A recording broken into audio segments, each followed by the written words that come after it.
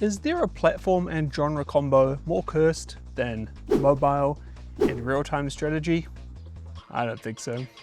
Forever the golden goose for publishers, addictive and time-wasting games with predatory microtransactions have their home on mobile, where audiences who aren't accustomed to what you or I might be are happy to pay a few bucks for some resources, a shortened timer, or a chance at rare loot.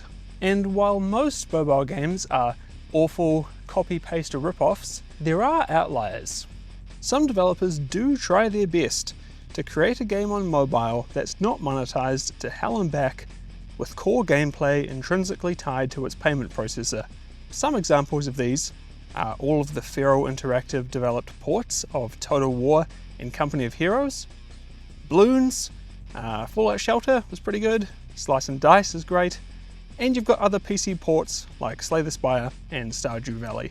And then you've also got games like Command & Conquer Rivals. Wait, Command & Conquer Rivals? Am I reading that right? Yeah, I said it.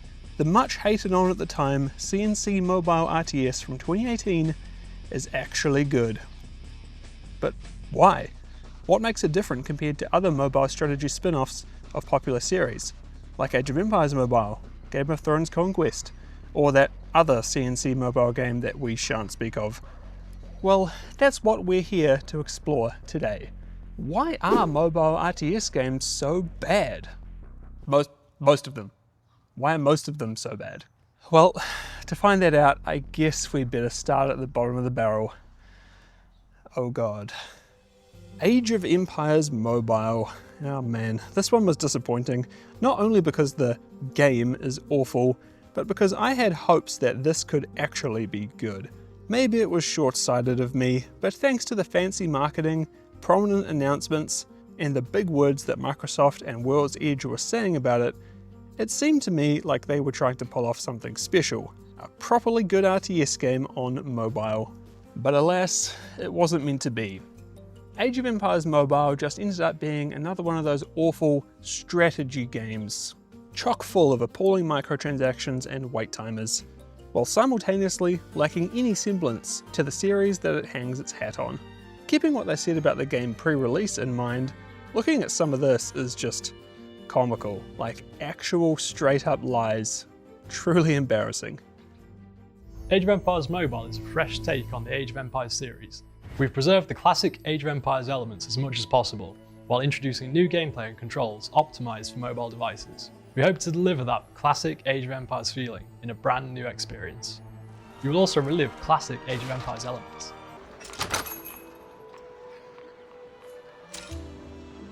Our games preserve the essence of Age of Empires. And I don't say this lightly, but World's Edge should be ashamed that this carries the Age of Empires branding. It's a blight on the franchise, and a rare L for a series that's had such a successful revival over the past decade that they've otherwise handled extremely well. Like, imagine what could have been done here if literally any effort at all had been put into making a good Age of Empires game for mobile. So, why is it a bad mobile game? Well, it isn't a game, for one. It's a dopamine button clicker, skinned like a game. Its microtransactions are beyond predatory. And lastly, it doesn't even try to do anything new. It just apes every other mobile strategy game, and I use those terms lightly, and puts an AOE paint job over it. If they'd tried to do something unique, I'd give them more grace. But they didn't, so I won't. Stay well away from this one, you've been warned. Game of Thrones Conquest is a game you've probably seen ads of for a while now. It's been around since 2017, and while it's not a mobile spin-off of a popular RTS franchise like other games on this list, it is promoted as a strategy title carrying huge name recognition, so I thought it was worth checking out regardless. Maybe Warner Brothers had put some effort here into one of the most iconic franchises of all time and made a mobile game that was worthy of the name. The only redeeming quality I can give to Got Conk is that it plays in portrait mode. It does have a few unique Game of Thrones features, like a dragon hatching minigame where you grow and customize your own dragon, which they consistently try to happen faster by selling you bundles, of course.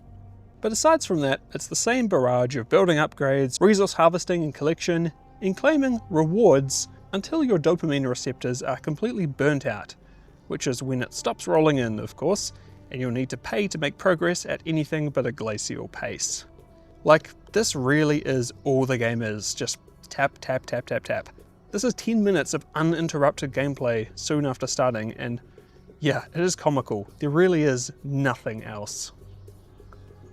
I think what I found most entertaining about Conquest is how it uses Game of Thrones characters in every aspect of the game. I don't know why exactly I find this so funny, but I think just them using these actors' likenesses and putting words in their mouths is just really disingenuous, and it makes me laugh.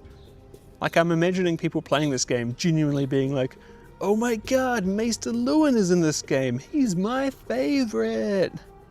Or browsing the store and deciding to buy this pack only because holy shit, Jon Snow is so cool.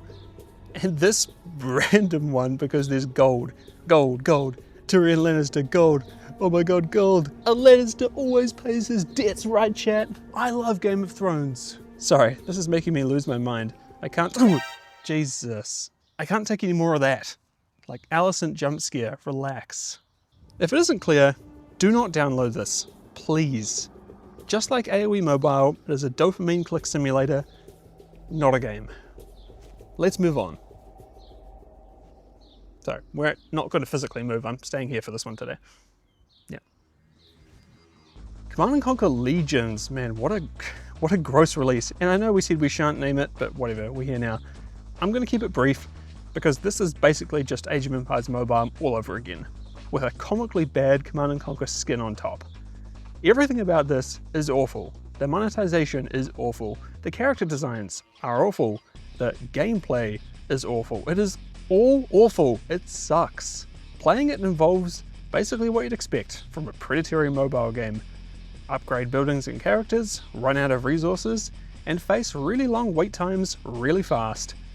Oh, and like Age of Empires Mobile, there are a few game modes here where you can dedicate a small amount of brain cells to play them, but they are just awful. The only thing, and I mean the only thing, that is cool about this game are some of the vehicle designs. Like, these look pretty good. But that's it. That is actually it. Otherwise, it really does have no redeeming qualities. I'd basically just be repeating myself after talking about Age of Empires Mobile. So if you want to hear me rant about this game specifically a bit more in depth, then you can go and watch this video here. Links in the description. But like the others, TLDR, just don't. Skip it and move on. DomiNations is a bit of a weird one. If you haven't heard of this game before, I don't blame you. I hadn't either until I stumbled across it on a Wikipedia page one day researching for another video. And on the surface, it looks like just another one of these bad mobile games. It kind of is, but we'll get to that soon. But something about this game is special because you might recognize its developer, Big Huge Games. And if you don't recognize that game, you'll almost certainly recognize the first RTS they ever made.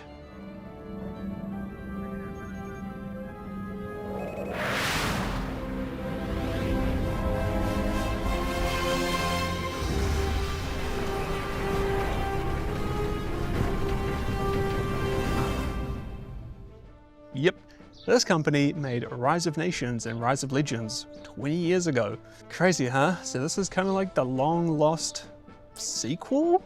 Do we call it that? It's a spin-off? I don't know. It's somehow related. Man, it does kind of suck to exist in a world where this is the only spin-off from Rise of Nations and Rise of Legends.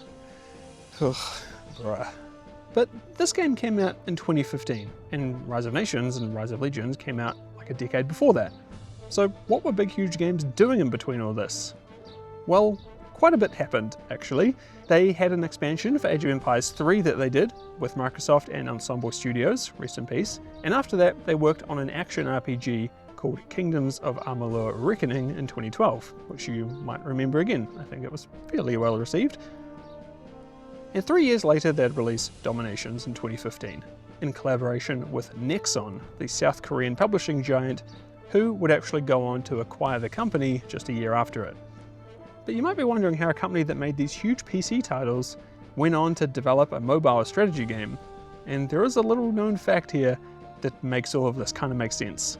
So you might remember, back in 2012 there was a company called 38 Studios that went bankrupt.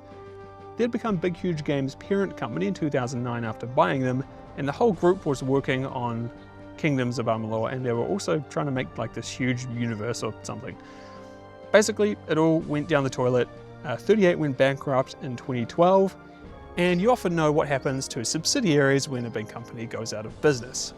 The whole story of 38 Studios is kind of insane, and if you're interested, I would recommend reading about it in Jason Schreier's book. It's kind of unbelievable. But as far as our story is concerned, 38 went under and Big Huge Games went down with them. And that was all she wrote until 2013, when the original founders of Big Huge Games would restart the company following their successful purchasing of the trademark at an auction from the state of Rhode Island. Yeah, I told you it was wild.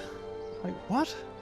Anyway, they bought back the name, restarted the company, and they released DomiNations on iOS and Android in 2015. And then following the game's pretty big success, they were acquired by Nexon in 2016. And ever since then, Big Huge Games have been working away at it, updating and adding content for over a decade now. Honestly, I might make a dedicated video on this one day, as the story is really interesting. But that's for another video. Let's actually see what DomiNations is like to play. So yeah, it's interesting. You might be surprised to hear that, in a way, I kinda wanna like this. Kind of.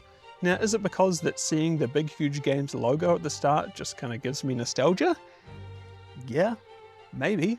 I don't know. DomiNations does do things differently to the earlier, shittier games we've looked at, the main one being that it does feel like you have some initiative here on how you want to play, where the other ones it feels like you're just kind of on rails. You can build out your city, train troops, and complete quests and battles at your leisure. It of course has the regular mobile game BS, like massive timers, a million different currencies, speed ups, and more, but gameplay wise it does at least seem like they're trying to make a proper game here, and not just a mindless click things to go through to the next thing experience like Game of Thrones. And yeah, the microtransaction store is vast, but if it weren't for that, you wouldn't be able to be in the classical age and then get whiplashed into buying an F-117 Nighthawk bundle, which honestly is just funny. But now I'm going to wipe away any and all praise, because DomiNations has some of the most annoying and cringe-inducing methods of advertising that I have ever experienced. Not only are you consistently hounded to watch ads to get free resources, if you're unlucky enough to actually click one of these by accident, you'll be treated to stuff like this. Advertising literal scams, being forced into playing other mobile games for a set amount of time, or getting stuck in a solitaire ad that you can't escape from that forces you to rage quit and write a section in your script about how you hate its advertising so much. Speaking from experience. One day I'll spend some real time in DomiNations and perhaps find some gold in the rough here, but thanks to its extremely overbearing advertising, that day will not be today. And honestly for now, I recommend it not be the day for you either. Alright, we're on to the good ones. And you know what time it is. Command & Conquer Rivals, let's go. I honestly think this might be the most unjustifiably hated game, maybe ever. Definitely in the strategy realm. But I do understand why. The strategy landscape was quite different to how it is now back when this game was announced, because at the time there was still some hope that Command & Conquer as a series might have some grand revival just sitting around the corner. It had only been 4 or 5 years since Generals 2 was cancelled after all, and when a trailer for a new CNC game appeared on the screens of EA Play in 2018, maybe the time had come. But of course it hadn't. EA were actually announcing Rivals, a free-to-play, mobile-only spin-off of Command & Conquer. This of course went over like a cup of cold sick, and EA were absolutely reamed by the community for it, despite pretty legendary Command & Conquer developer Greg Black working on the project, urging people to give the game a shot before they wrote it off. It really would have taken a miracle to turn public sentiment around.